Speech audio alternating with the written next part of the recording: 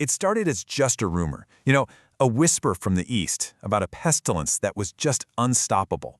But within 5 short years, that whisper became a roar that would change the world forever. Not with armies or kings, but with an invisible killer. Okay, let's dive into the anatomy of the Black Death, a pandemic that literally brought medieval civilization to its knees. Now, for the people living in the 14th century, this wasn't just some dramatic line from the Bible. You have to understand this felt real. This felt like a prophecy unfolding right before their very eyes. It perfectly captured that absolute world-ending terror that was sweeping across the land as the plague began its march. To even begin to get our heads around the Black Death, we have to start with its scale. And the scale is, well, it's almost unbelievable. This wasn't just a bad flu season. It was a genuine cataclysm. You can just feel the shock in Petrarch's words here, can't you?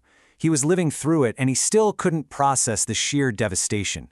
He's asking, will anyone in the future even believe this happened? Because this wasn't like any war or natural disaster they had ever known. This was something totally new, something that just defied all explanation. So, what was it? What was this mysterious force that could empty out entire cities and bring kingdoms to a halt? Well, for centuries, nobody knew. But today, we know the villain was microscopic. Say hello to Yersinia pestis. This little bacterium is the culprit behind the plague. And that word zoonosis is absolutely key. See, this disease wasn't originally for humans. It just hung out in animal populations. We were an accident, a biological dead end, what scientists call a terminal host. The fact that this accidental jump could cause one of the worst pandemics in human history, well, that's what makes this story so terrifying. So how did it happen? Well, it was a deadly chain reaction. It probably started out there in the wild, with rodents like marmots in Central Asia. A flea, the vector, bites one of these infected animals.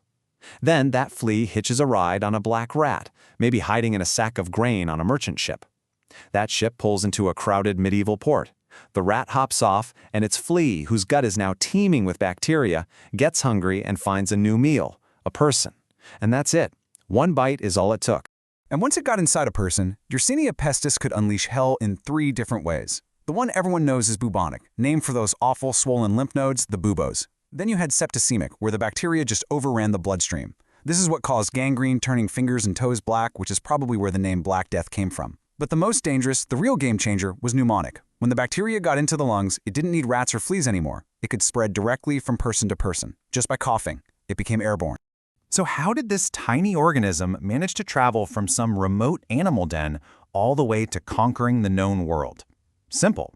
It hitched a ride on humanity's greatest invention, our trade networks. The story of the plague's arrival in Europe is, well, it's pure horror. In 1346, a Mongol army is attacking the city of Kaffa in Crimea, but the army is getting wiped out by a mysterious sickness. So the Khan has a truly diabolical idea. He orders his men to load the dead, plague-ridden bodies of their own soldiers onto catapults and fling them over the city walls. It was one of the first, most terrifying acts of biological warfare in history. And it worked. It delivered the plague right into a major European port. From Kaffa, merchants fled for their lives, getting on their ships and sailing away as fast as they could. The problem? They were carrying the plague with them, and you can see the result right here. In 1347, it just exploded out of the Black Sea. It hit Constantinople, Alexandria and Egypt, and Sicily almost at the same time. The genie was out of the bottle. The plague was loose in the Mediterranean. And the year 1348, that was the Annus Terribilis, the terrible year. From those first few ports, the disease just raced inland. It completely consumed Italy, hammering huge cities like Venice and Florence with unbelievable force. By the end of the year, the entire Mediterranean was basically a hotspot. And it didn't stop. It just kept marching north, following the trade routes like a road map. It swept through France and Spain, crossed the Channel into England, and pushed deep into Germany and Scandinavia. In just a handful of years, there was almost nowhere left to hide. The maps and the numbers, they can start to feel a little abstract. But what was it actually like to live through this? To watch your entire world just fall apart? Thankfully, some people who survived left their stories behind. This right here, this account from a man named Agnolo di Tura in Italy is just, it's heartbreaking. He talks about how fathers abandon their children, husbands abandon their wives, and then he says, and I buried my 5 children with my own hands. The very fabric of society was coming undone. The most basic human bonds were just dissolving in the face of this overwhelming terror.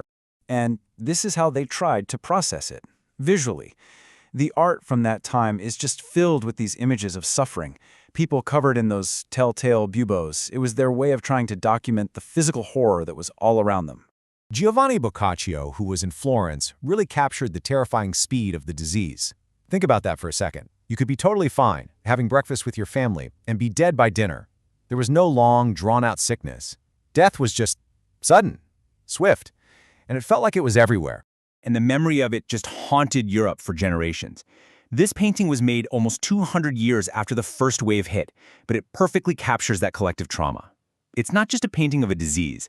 It's a painting of a world turned completely upside down, a world where death is the only one who wins. So, you're faced with what feels like the literal apocalypse. How do you fight back? Well, the tragic truth is, they were fighting an enemy they couldn't see and didn't even begin to understand. Because they had no concept of germs, they were basically just guessing in the dark. Their explanations fell into three main buckets. The scholars blamed it on miasma, or bad air, that they thought was created by the planets lining up. A more popular and much darker theory was that marginalized groups were poisoning the wells. And then there was the explanation almost everyone believed. This was a punishment from God. And the treatments they came up with were based on these completely wrong ideas. Doctors were doing bloodletting to rebalance the body's humors. They were lancing the buboes, which, ouch. People burned incense in fragrant woods to try and clean the bad air. Some even drank potions made of crushed emeralds or arsenic. Of course, none of it worked. The only advice that had any real effect at all was the simplest. Run. Flee far and fast. This whole crisis also created a brand new kind of specialist. On the left is your typical medieval physician, but the plague gave rise to the figure on the right, the plague doctor. And that iconic, terrifying costume? It was actually a primitive hazmat suit. The long beak was stuffed with herbs and spices, like a personal air filter, to protect the doctor from the miasma they believed was causing all the death. So, in the end, what was the toll? It's hard to even wrap your head around. The chronicler Jean-François estimated that a third of the world died. Modern historians think it was somewhere between 30 to 60% of Europe's entire population. Think about that. Entire villages were just gone, wiped off the map. It was a collapse of humanity on a scale that has never been seen before or since. The Black Death was just a brutal, brutal lesson in how connected our world is. It showed how trade routes could become superhighways for disease and how a tiny organism could completely unravel a society. It really forces us to ask a tough question. Nearly 700 years later, in our own hyper-connected, globalized world, how prepared are we really for the next one?